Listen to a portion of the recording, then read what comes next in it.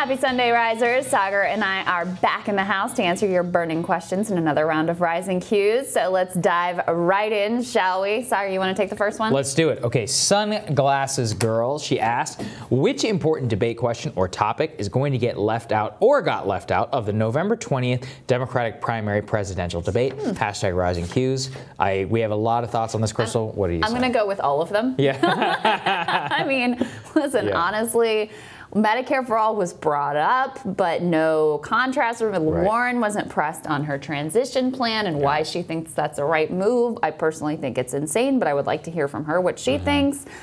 Pete escapes all scrutiny on all things, which is insane given the reporting about his tenure as mayor and about the faking of endorsements with his Douglas plan. That was crazy. Foreign policy, again, Warren doesn't get a single foreign policy question, really. I mean, it's just, it was wild. I mean, you know, I share all those thoughts. I just think it's so insane that healthcare is the #1 issue for Democratic voters. And the stage wildly disagrees. Yeah. And yet, you don't have any contrasts. You don't have the debate moderators try to set up questions and go into the details. And I keep saying this, but they didn't do their homework. They just did not understand the nuances and the differences and how these Democratic, to them, they're just like, some are for Medicare for all and some are not. But how you get to Medicare for all is actually just as important as whether you're so-called for Medicare for all. And how much you prioritize it. And look, it'd be one thing I could see if no one had really changed their positions and you were going to just have a rehash of conversation. But no, you have Elizabeth Warren out with a very significantly different plan than what she's been saying in the past. She is one of the top front runners, and not a question on that. It was just really bad. Absolutely insane. All right, what else we got? I know that Andrew Yang has a strong internet presence. We know that as well from his supporters. I'm curious to know how other candidates are holding up online. How big is the internet influence and who is holding court? It's probably different than what is shown in the polls. It's very different than what is shown. There are 3 that really stand apart in terms of internet presence, enthusiasm, grassroots support. Bernie Sanders, Andrew Yang, Tulsi Gabbard. Yeah.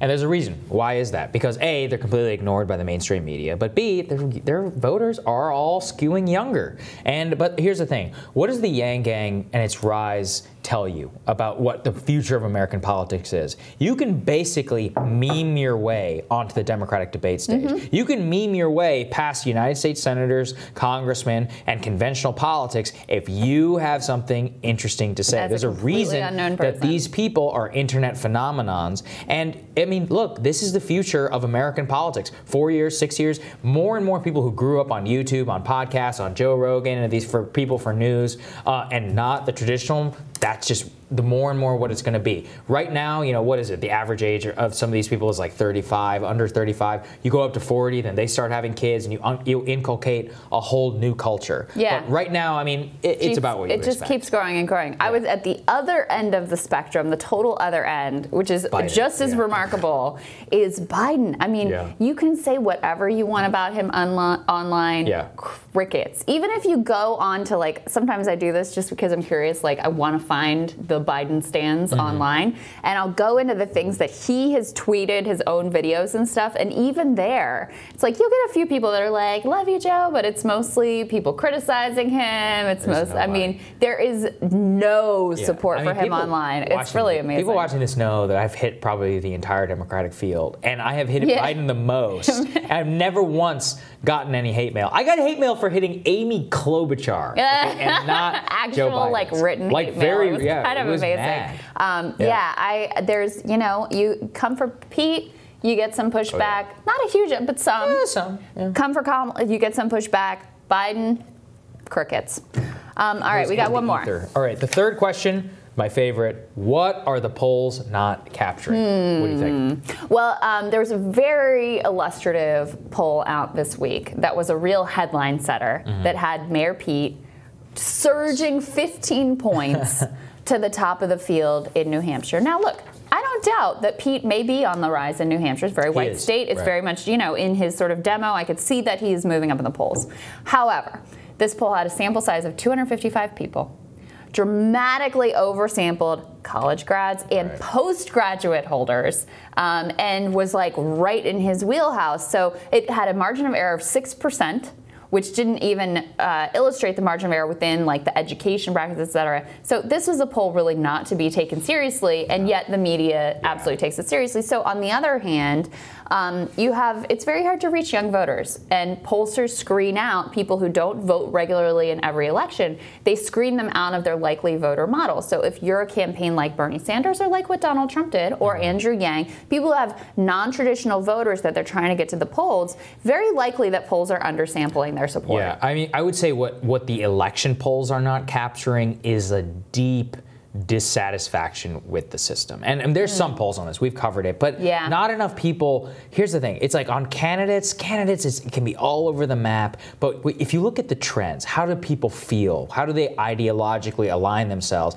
How are they feeling about the state of the economy? How are they feeling about how the system is treating them? Overwhelmingly, people are saying that I am fed up. I am fed up. I am fed up. It's a change election. Yeah. Just like 2016, just like 2008. And that's what the polls are just not capturing. I thought it was really interesting because sometimes you do get these little windows and little nuggets. There was a poll recently that asked voters whether they wanted to sort of move to something new from the Obama legacy or build on the Obama legacy. Now, what people normally ask is your favorability of President Obama. Well, President Obama is still like very high favorability with the Democratic base. But when they asked it in this way, you came to realize that yes, while Democrats have a great deal of affection for the man, President Obama, they do actually have an implicit critique of his time in office. They don't want to actually go back to exactly what he's doing. There is a massive constituency, even when you frame it in this very positive, like Obama legacy way, there is a big constituency to move on. So I thought that was a kind of an interesting little window into that. That is exactly what I'm talking about. That's how you really get to how people are feeling and what they're susceptible to. Yep. All right. That does it for us this Sunday morning. And we will see you guys tomorrow morning to break down all of the latest news from DC. We will see you